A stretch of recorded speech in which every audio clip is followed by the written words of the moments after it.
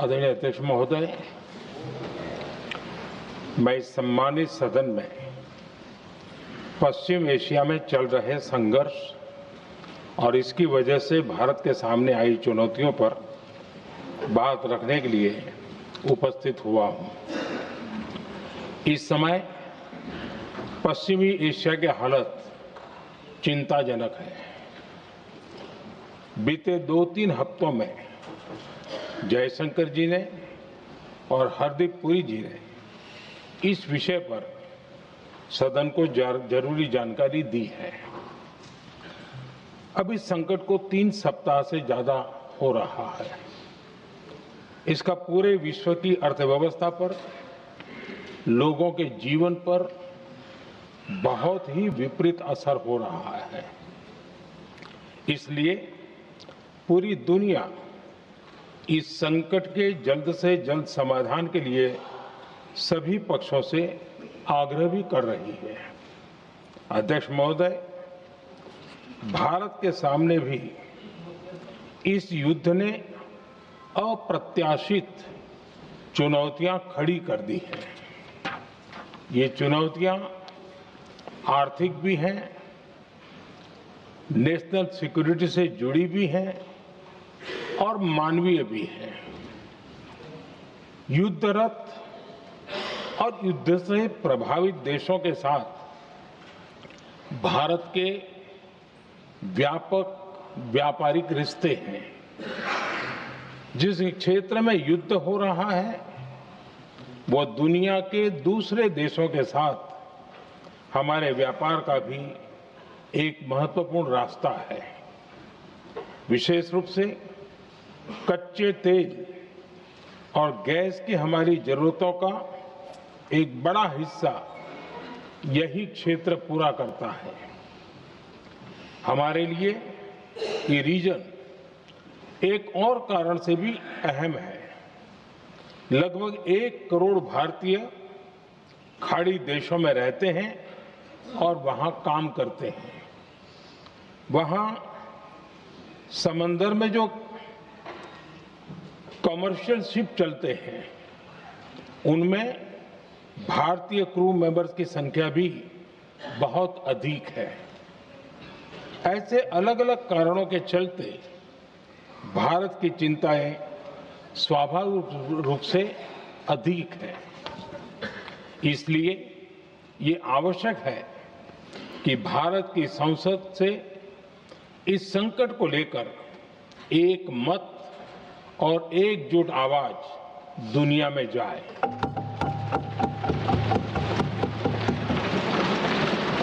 अध्यक्ष जी, जब से ये युद्ध शुरू हुआ है तब से ही प्रभावित देशों में हर भारतीय को जरूरी मदद दी जा रही है। मैंने खुद पश्चिम एशिया के ज्यादातर देशों के राष्ट्राध्यक्षों के साथ 2 राउंड फोन पर बात की है। सभी ने भारतीयों की सुरक्षा का पूरा आश्वासन दिया है। दुर्भाग्य से इस दौरान कुछ लोगों की दुखद मृत्यु हुई है और कुछ घायल हुए हैं। ऐसे मुश्किल हालात में परिवारजनों को आवश्यक मदद दी जा रही है। जो घायल है उनका बेहतर इलाज सुनिश्चित कराया जा रहा है। अध्यक्ष जी, प्रभावित देशों में हमारे जितने भी मिशन हैं वो निरंतर भारतीयों की मदद करने में जुटे हैं। वहां काम करने वाले भारतीय हो या फिर जो टूरिस्ट वहां गए हैं, सभी को हर संभव मदद दी जा रही है। हमारे मिशन नियमित रूप से एडवाइजरी जारी कर रहे हैं। यहां भारत में और अन्य प्रभावित देशों में 24/7 कंट्रोल रूम और आपातकालीन हेल्पलाइन स्थापित की गई है। इनके माध्यम से सभी प्रभावितों को त्वरित जानकारी दी जा रही है। अध्यक्ष जी, संकट की स्थिति में देश विदेश में भारतीयों की सुरक्षा हमारी बहुत बड़ी प्राथमिकता रही है। युद्ध शुरू होने के बाद से लेकर अब तक 3,75,000 से अधिक भारतीय सुरक्षित भारत लौट चुके हैं। ईरान से ही अभी तक लगभग 1,000 भारतीय सुरक्षित वापस लौटे हैं। इनमें 700 से अधिक मेडिकल की पढ़ाई करने वाले युवा हैं। खाड़ी देशों में भारतीय स्कूलों में हजारों विद्यार्थी पढ़ते हैं। सीबीएसई ने ऐसे सभी भारतीय स्कूलों में होने वाली कक्षा 10वीं और 12वीं की निर्धारित परीक्षाओं को रद्द कर दिया है। इन बच्चों की पढ़ाई निर्बाध चलती रहे, इसके लिए सीबीएसई उचित कदम उठा रही है। यानी सरकार संवेदनशील भी है, सतर्क भी है और हर सहायता के लिए तत्पर भी है। माननीय अध्यक्ष जी, भारत में बड़ी मात्रा में कच्चा तेल, गैस और फर्टिलाइजर जैसी अनेक जरूरी चीजें हॉर्मुज स्ट्रेट के रास्ते से आती हैं। युद्ध के बाद से ही हॉर्मुज स्ट्रेट में जहाजों का आना जाना बहुत चुनौतीपूर्ण हो गया है। बावजूद इसके हमारी सरकार का ये प्रयास रहा है कि पेट्रोल, डीजल और गैस की सप्लाई बहुत ज्यादा प्रभावित न हो। देश के सामान्य परिवारों को परेशानी भी कम से कम हो, इस पर हमारा फोकस रहा है। हम सभी जानते हैं, देश अपनी जरूरत की 60% एलपीजी आयात करता है। इसकी सप्लाई में अनिश्चितता के कारण सरकार ने एलपीजी के डोमेस्टिक उपयोग को प्राथमिकता दी है। साथ ही एलपीजी के देश में ही उत्पादन को भी बढ़ाया जा रहा है। पेट्रोल, डीजल की सप्लाई पूरे देश में सुचारू रूप से होती रहे, इस पर भी लगातार काम किया गया है। अध्यक्ष जी, आज की इन परिस्थितियों में एनर्जी सिक्योरिटी को लेकर बीते एक दशक में उठाए गए कदम और भी प्रासंगिक हो गए हैं। भारत ने बीते 11 वर्षों में अपनी एनर्जी इंपोर्ट का डाइवर्सिफिकेशन किया है। पहले क्रूड ऑयल, एलएनजी, एलपीजी ऐसी एनर्जी जरूरतों के लिए 27 देशों से इंपोर्ट किया जाता था। वहीं आज भारत 41 देशों से एनर्जी इंपोर्ट करता है। अध्यक्ष जी, बीते दशक में भारत ने संकट के ऐसे ही समय के लिए कच्चे तेल के भंडारण को भी प्राथमिकता दी है। आज भारत के पास 53 लाख मीट्रिक टन से अधिक का स्ट्रेटेजिक पेट्रोलियम रिजर्व है और 65 लाख मीट्रिक टन से अधिक के रिजर्व की व्यवस्था पर देश काम कर रहा है। हमारी तेल कंपनियों के पास जो रिजर्व रहता है वो अलग है। बीते 11 वर्षों में हमारी रिफाइनिंग कैपेसिटी में भी उल्लेखनीय वृद्धि हुई है। अध्यक्ष जी, सरकार अलग अलग देशों के सप्लायर्स के साथ भी लगातार संपर्क में है। प्रयास ये है कि जहां से संभव हो वहां से तेल और गैस की सप्लाई होती रहे।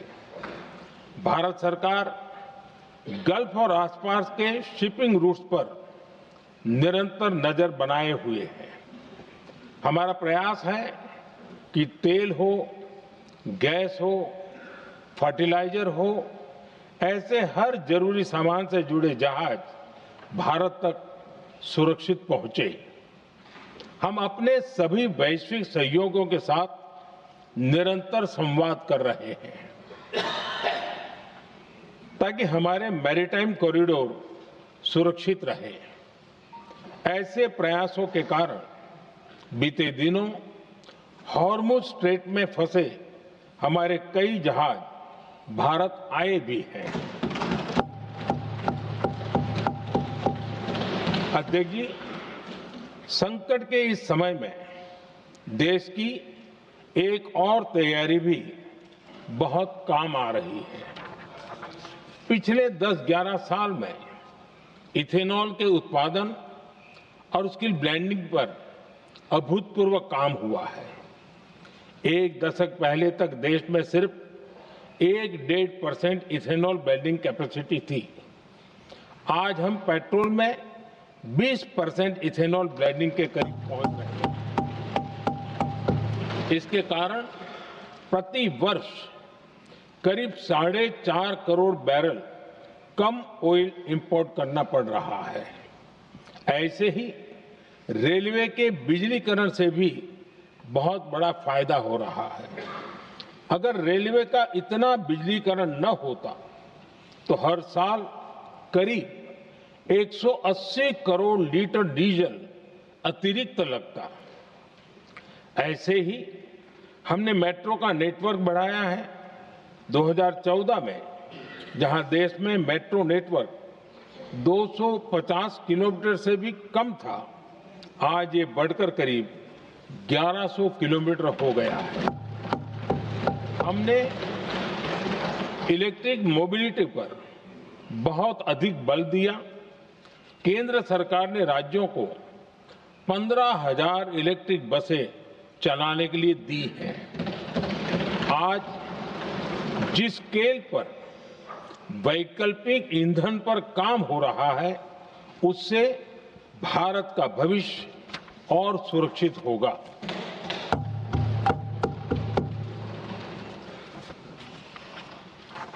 आदरणीय अध्यक्ष जी, हम जानते हैं कि एनर्जी आज इकोनॉमी की रीढ़ है और ग्लोबल एनर्जी नीड्स को पूरा करने वाला एक बड़ा सोर्स वेस्ट एशिया है।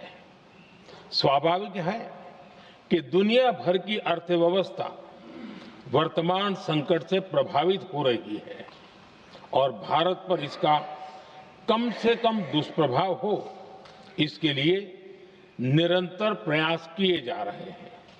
सरकार इसके शॉर्ट टर्म, मीडियम टर्म और लॉन्ग टर्म ऐसे हर असर के लिए एक रणनीति के साथ काम कर रही है। आज भारत की इकोनॉमी के फंडामेंटल्स मजबूत है। इससे भी देश को बहुत मदद मिली है। हम हर सेक्टर के स्टेक होल्डर्स के साथ चर्चा कर रहे हैं। जहां भी जरूरत है उस सेक्टर को आवश्यक सपोर्ट दिया जा रहा है। भारत सरकार ने एक इंटर मिनिस्ट्रियल ग्रुप भी बनाया है। ये ग्रुप हर रोज मिलता है और हमारे इंपोर्ट एक्सपोर्ट में आने वाली हर दिक्कत का आकलन करता है और ये ग्रुप आवश्यक समाधान पर भी निरंतर काम करता है। मुझे पूरा भरोसा है कि सरकार और इंडस्ट्री के साझा प्रयासों से हम परिस्थितियों का बेहतर सामना कर पाएंगे। माननीय अध्यक्ष जी, एक बड़ा सवाल ये है कि युद्ध का खेती पर क्या प्रभाव होगा। देश के किसानों ने हमारे अन्न के भंडार भर रखे हैं, इसलिए भारत के पास पर्याप्त खाद्यान्न है। हमारा ये भी प्रयास है कि खरीफ सीजन की ठीक से बुआई हो सके। सरकार ने बीते सालों में आपात स्थिति से निपटने के लिए खाद की पर्याप्त व्यवस्था भी की है। अतीत में भी हमारी सरकार ने दुनिया के संकटों का बोझ किसानों पर नहीं पड़ने दिया था। कोरोना और उस समय के युद्धों के दौरान उस समय भी ग्लोबल सप्लाई चेन में डिस्ट्रप्शन आ गई थी। दुनिया के बाजार में यूरिया की एक बोरी 3,000 रुपये तक पहुंच गई, लेकिन भारत के किसानों को वही बोरी 300 रुपये से भी कम कीमत में उपलब्ध कराई गई। अध्यक्ष जी, देश के किसानों को इस प्रकार के संकटों से बचाने के लिए भी बीते वर्षों में अनेक कदम उठाए गए हैं। पिछले एक दशक में देश में 6 यूरिया प्लांट शुरू किए गए हैं।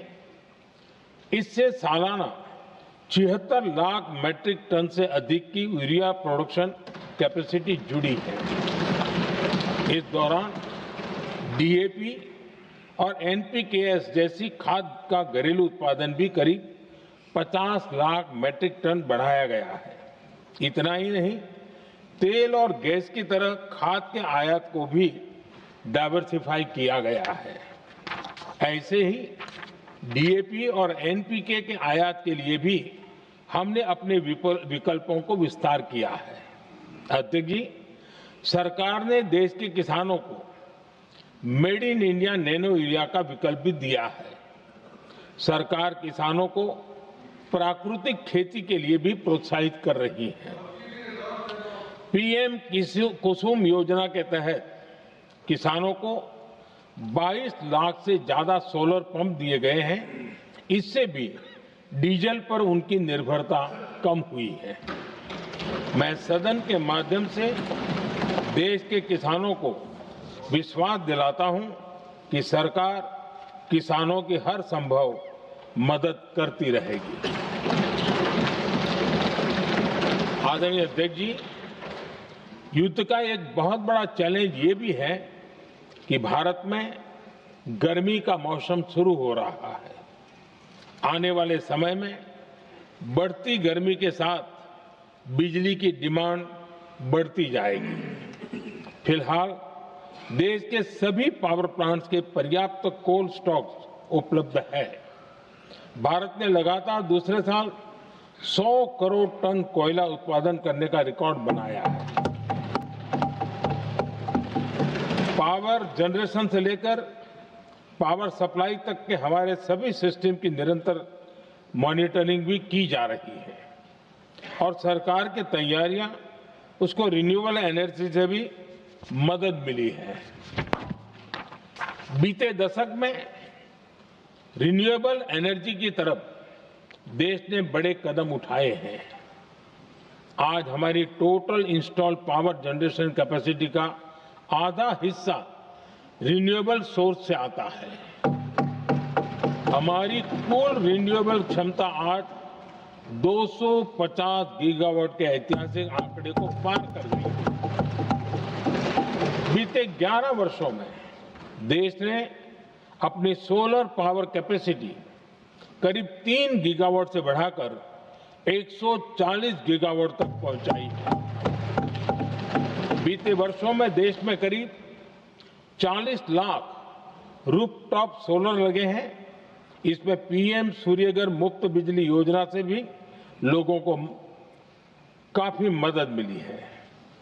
गोवर्धन योजना के तहत देश में आज 200 कॉम्प्रेस्ड बायोगैस प्लांट भी काम करना शुरू कर चुके हैं। ये सारे प्रयास आज देश के बहुत काम आ रहे हैं। सरकार ने भविष्य की तैयारी और बढ़ाते हुए शांति एक्ट माध्यम से देश में न्यूक्लियर एनर्जी के उत्पादन को भी प्रोत्साहित किया है। कुछ ही दिन पहले small hydro power development scheme को भी हरी झंडी दी गई है, जिससे अगले 5 वर्षों में 1500 मेगावाट नई हाइड्रो पावर कैपेसिटी जोड़ी जाएगी। आदरणीय अध्यक्ष जी, जहां तक डिप्लोमेसी की बात है, भारत की भूमिका स्पष्ट है। शुरुआत से ही हमने इस संघर्ष को लेकर अपनी गहरी चिंता व्यक्त की है। मैंने स्वयं भी पश्चिम एशिया की सभी संबंधित नेताओं से बातचीत की है। मैंने सभी से तनाव को कम करने और इस संघर्ष को खत्म करने का आग्रह किया है। भारत ने नागरिकों, एनर्जी और ट्रांसपोर्ट से जुड़े इंफ्रास्ट्रक्चर पर हमलों का विरोध किया है।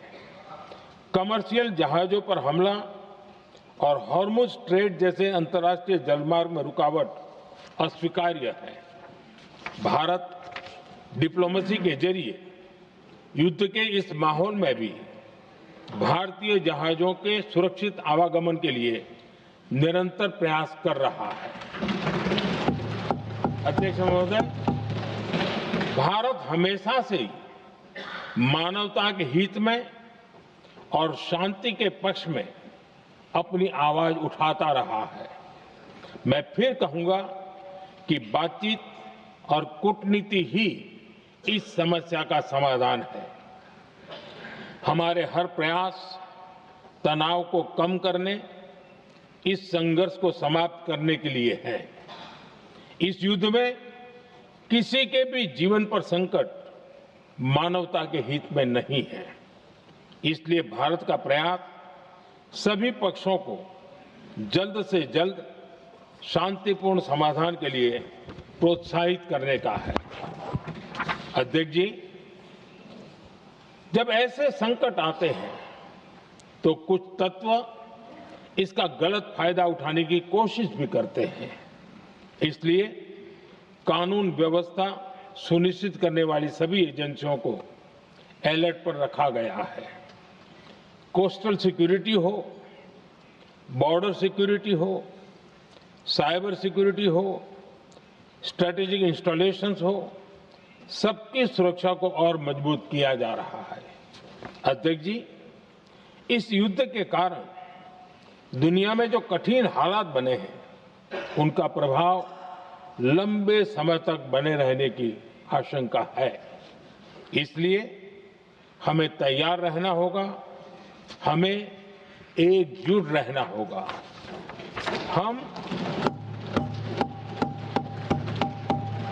हम कोरोना के समय भी एकजुटता से ऐसी चुनौतियों का सामना कर चुके हैं। अब हमें फिर से उसी तरह तैयार रहने की आवश्यकता है। धीरज के साथ, संयम के साथ, शांत मन से हमें हर चुनौती का मुकाबला करना है और यही हमारी पहचान है, यही हमारी ताकत है। और हां, हमें बहुत सावधान और सतर्क भी रहना है। हालात का फायदा उठाने वाले झूठ फैलाने का प्रयास करेंगे, ऐसे लोगों की कोशिशों को सफल नहीं होने देना है। मैं देश की सभी राज्य सरकारों से भी इस सदन के माध्यम से आग्रह करूंगा, ऐसे समय में कालाबाजारी करने वाले, जमाखोरी करने वाले एक्टिव हो जाते हैं। इसके लिए कड़ी मॉनिटरिंग जरूरी है। जहां से भी ऐसी शिकायतें आती हैं, वहां त्वरित कार्रवाई होनी चाहिए। देश की हर सरकार और देश का हर नागरिक जब मिलकर चलेंगे तो हम हर चुनौती को चुनौती दे सकते हैं।